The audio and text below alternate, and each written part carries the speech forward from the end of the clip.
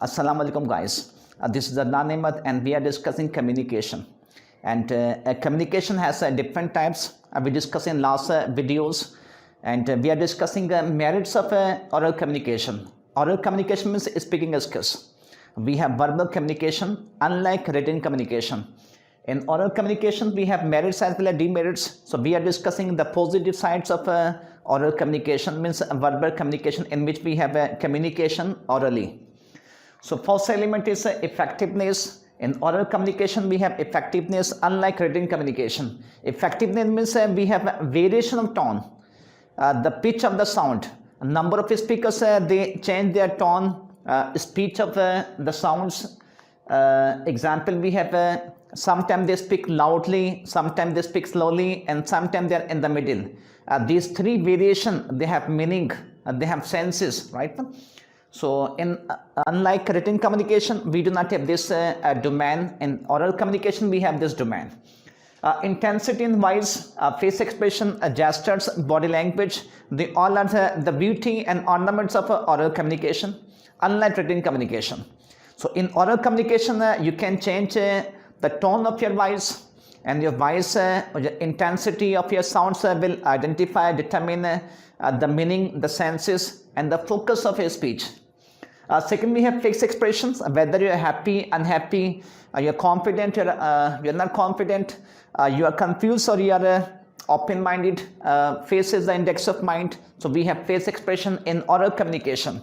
Whether it's a business or daily life or written or you are at university, we have different phases of life. But in all phases of life, you will find out that these 4 and 5 segments in oral communication. The main heading of this one is effectiveness, right? So these all are the merits of oral communication. You can use body language, gesture, expressions, sounds, and variations in sounds you can discuss. Number second, we another point, we have eye contact, right? So it differs from culture to culture. Eye contact means you have face expressions. You have a strong body language, such as winners and losers. Both can be elaborated basis of their body gestures. Second idea, we have immediate feedback. As we discuss in oral communication, if you find any problem in office, in business domain, you can discuss with your boss or HR. It's easy for you. You are not supposed to write down any later memos or speech.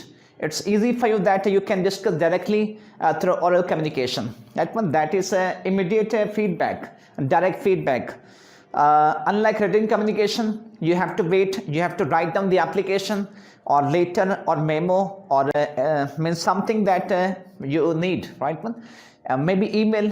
But in oral communication, directly you can discuss your problem with your HR, with your head, with your boss, with your manager, with your family members or elsewhere. Next, we have personal context.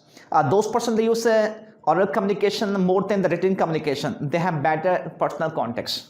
They're better socialization or gathering. They're good at art persuasion. And they can develop their, or it promotes your personal relation. You know, all kinds of businesses or all kinds of relation in human life, we need a personal contact. Personal contact in positively, right? So if you develop this area, oral communication, so definitely or indirectly, you're improving your personal contact, your PR, your socialization, your network skills, right? Next, we have effective in a difficult situation. Effective in difficult situation. So in certain situations, it's quite difficult to write down something. It's emergency situation and you need oral communication. One example, we have a fire example, FIRE. If you find out this disaster in any place, you cannot write down any letter. You will not write down any application. Directly you have to contact. Right? One is. Number second, we have crime issues. Number next is we have hospital problems. And apart from we have road accidents, we have different situations here. So here you have to directly communicate with the concerned departments. You will not wait to write down something. Directly you have to contact them. So oral communication is needed.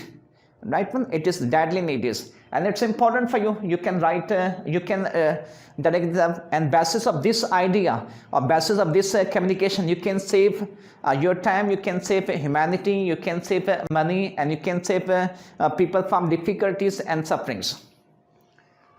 Next idea we have persuasion. Art of persuasion. 70% business depends on persuasion, means convincing skills. Convince someone to do something. Convince someone not to do something. They all are the art of persuasion, to convince someone. Particularly in business, those person they are good manager or HR, they can convince audience, customer, clients to buy, right, when their products. So in oral communication, it's easy for them. To convince to pursue someone through a written form, it is difficult because all person they cannot read, and all person did not habit of reading something. So art of persuasion in all kinds of business, in all kinds of school, university, college, in personal life, or in business, in academic, in professional life, in all segments of life. Even religious scholars, they have art of persuasion, right? And they convince people whether to change their habits or to inculcate new good habits in yourself. So arts of persuasion, number of teachers they do in class, motivate the speakers they do in their seminars, workshop. So to do something or not to do something, you are convincing, and the best form of convincing is oral communication. Hopefully you are getting this point. Number next idea we have useful in secret matters, something that we are not willing to share with someone, and we have some facts of life, whether it's a business dealing or we have some secrets of life you are not willing to discuss with anyone, right one, or with everyone. So it should be hidden, you can conceal, it is better in oral communication, you can conceal. But something you have written, it's difficult to conceal. One day or other day someone will see, it will be disclosed. So useful in secret matters, it's good. Next is the correction of errors. In oral communication we have less chances of errors, and second is if you have errors you can rectify, whether it's language errors or knowledge errors or data errors, you can rectify. It's easy for, even if you have a video on YouTube, right one, you can rectify. But once you have written a book and it has been printed thousands and thousands, how will you rectify?